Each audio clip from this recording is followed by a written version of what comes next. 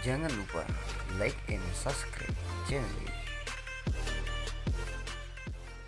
Assalamualaikum warahmatullahi wabarakatuh. Tabi pun, Alhamdulillah segala puji bagi Allah yang telah melimpahkan rahmat serta karunia kepada kita. Salawat teriring salam, marilah kita sanjung agungkan kepada junjungan baginda Nabi besar Muhammad sallallahu alaihi wasallam. Pada kesempatan kali ini kembali lagi bersama saya Jeffrey Yasir. Insya Allah pada kesempatan kali ini saya akan berbagi ilmu dan pengalaman mengenai 3 tipu daya setan yang berada di rumah seorang muslim. Perlu diketahui bahwasanya ketika iblis terusir dari surga dan mempunyai komitmen untuk menyesatkan banyak umat manusia dari jalan Allah yang lurus, sebagaimana Allah Subhanahu wa taala berfirman, qala fa bima akhwaitani la aqudanna lahum siratal mustaqim. Berkata iblis, wahai Allah, karena engkau telah menyatakan aku tersesat, maka aku akan menyesatkan Adam beserta anak cucunya dari jalanmu yang lurus. Ini janji iblis. Iblis tidak minta kaya. Iblis tidak minta kedudukan kita. Yang dia mau dari kita berusaha untuk menyesatkan kita dari jalanmu yang lurus, dari jalannya Allah yang lurus. Oleh karenanya rumah kita, di samping kita tinggal di dalamnya, rupanya ada makhluk-makhluk Allah yang lain yang tinggal di rumah kita. Seperti hewan boleh jadi. Adapun khususnya bangsa jin. Bicara tentang bangsa jin, iblis telah mengirimkan beberapa anak buah spesialisnya terkhusus untuk rumah tangga kita. Iblis menurunkan salah satu setan spesialis penghancur rumah tangga yang bernama setan dasim. Apa saja yang dibuat setan dasim di dalam rumah seorang muslim? Yang pertama, setan dasim ingin memecah belah rumah tangga kita.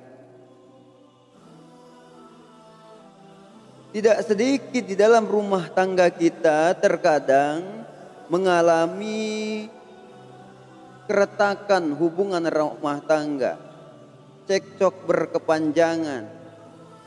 Boleh jadi adanya orang ketiga yang menyebabkan runtuhnya rumah tangga kita. Siapa dia? Ini orang jarang tahu bahwa ia bernama setan dasim. Kadang kita lihat orang ketiga, orangnya si A, si B, si C. Padahal yang mencoba memprovokasinya ialah anak buah iblis yang bernama setan dasim. Setan dasim tidak terima dan sangat tidak suka ketika melihat ada rumah tangga yang harmonis. Dia akan mencoba memecah belah rumah tangganya, memisahkan antara seorang istri dan suami. Maka setan dasim mempunyai target yang paling disukai oleh iblis ketika setan dasim sudah sukses menceraikan antara suami dan istri. Rasulullah Shallallahu Alaihi Wasallam bersabda bahwasanya setiap hari setan anak buahnya selalu laporan kepada rajanya, kepada iblis. Paduka, saya sudah sukses menyesatkan seseorang. Kata iblis, sesungguhnya engkau belum berbuat apa-apa. Saya sudah sukses membuat satu keluarga atau satu kampung tidak beribadah, engkau belum berbuat apa-apa. Ketika ada laporan bahwasanya Paduka, saya sudah sukses menceraikan fulan dengan fulan, lantas iblis memberikan satu penghormatan, engkau sesungguhnya sudah berbuat sesuatu. Maka iblis berikan singgasananya untuk diberikan kepada setan yang sudah sukses menceraikan manusia antara suami dan istri. Maka terjadinya cekcok berkepanjangan, hancurnya rumah tangga kita. Boleh jadi itu karena ada setan dasim yang membisiki di hati kita. Terkadang merasa paling benar di hadapan istri, atau istri merasa paling benar di hadapan suami.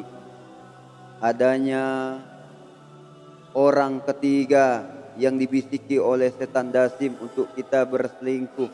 Ini semua perbuatan dari makar jin, makar setan yang bernama dasim. Adapun yang kedua, setan yang ada di rumah kita biasanya ikut mengkonsumsi makanan atau minuman yang kita makan atau minum, manakala kita tidak berdoa. Maka standar mengapa kita harus berdoa? Bukankah berdoa atau tidak berdoa tetap kenyang? Boleh jadi tetap nikmat. Akan tetapi manakala kita makan atau minum tidak mengucapkan nama Allah di dalamnya, sesungguhnya setan yang ada di rumah kita sudah menyantap apa yang kita makan. Apa yang disantapnya? Keberkahan. Maka orang yang makan minum tidak berdoa, hilang keberkahannya. Boleh jadi setan akan berikan benih-benih penyakit di dalamnya. Dia tabung penyakit, dia tabung, memang merasa sehat, coba nanti tua. Insya Allah ada filter yang paling halus namanya doa. Boleh jadi itu makanan mengandung racun, manakala ia berdoa Allah selamat. Boleh jadi makanan itu zatnya baik, manakala tidak berdoa setan masih bisa memberikan benih-benih penyakit di dalam makanan atau minuman yang kita konsumsi. Maka biasanya setan yang ada di rumah kita betah. Manakala kita sering menjamunya, kita makan, tidak berdoa, setannya ikut makan. Kita minum dengan minuman yang enak, lupa berdoa, setannya juga ikut minum. Makanya betah, gemuk, beranak pinak. Karena merasa apa? Penghuni rumahnya loyal, mau makan bareng bersama setan. Adapun yang ketiga, yakni setan sering menempati tempat-tempat yang kosong. Oleh karenanya ketika kita bangun rumah, bangunlah sesuai dengan kebutuhan. Jangan membangun rumah di luar kebutuhan. Suami, istri, anak 1, kamarnya 10, sisanya untuk apa? Yang ada setan yang menempati kamar-kamar kosong tersebut. Apalagi sudah rumah besar, tidak terurus, kotor, bau, lembab, maka setan akan menempati ruang-ruang yang kosong. Maka Rasulullah mengajarkan kita ketika kita ingin tidur, maka hendaknya kita ambil sapu ataukah guling atau alat untuk membersihkan kasur kita sembari kita kibas-kibaskan. Mengapa? Boleh jadi setannya sudah duluan berbaring di kasur kita. Sudah duluan berbaring di kasur kita. Seolah-olah ia berkata, ayo tidurlah bersama kami. akhirnya terjadi mimpi buruk, ketindihan. Mengapa? Boleh jadi setannya sudah menunggu kita tidur. Maka bersihkan tempat tidur kita sebelum kita tidur. Jadi 3 ini yang kadang setan mengapa betah di rumah kita. Makanya ada ciri-ciri itu. Ada ciri-ciri jin yang menunggu di rumah kita yang negatif. Boleh jadi ciri-cirinya dibuat rumah kita panas. Kemudian lagi sering terjadi cekcok rumah tangga. Ketiga, tidak betah di rumah. Keempat, sering terlihat penampakan-penampakan. Manakala ini yang kita rasa di rumah kita, boleh jadi setannya, boleh jadi sudah banyak beranak pinak.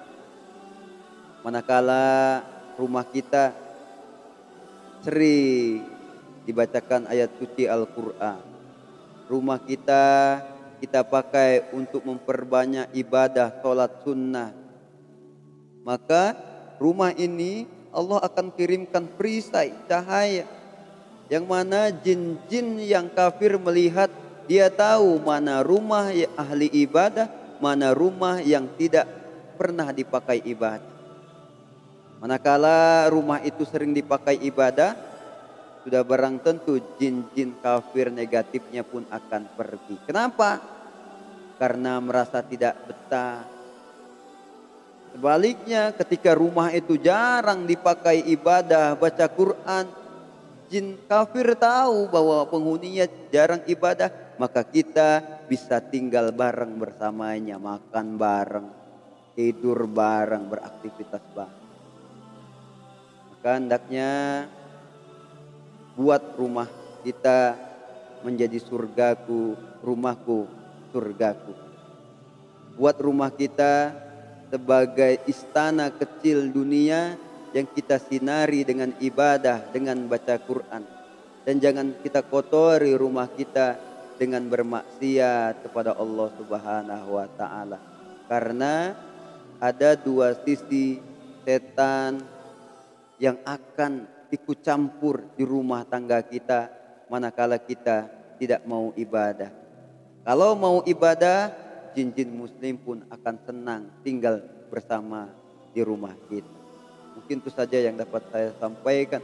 Kurang dan lebihnya saya mohon maaf. Billahi taufik wal hidayah. Wassalamualaikum warahmatullahi wabarakatuh.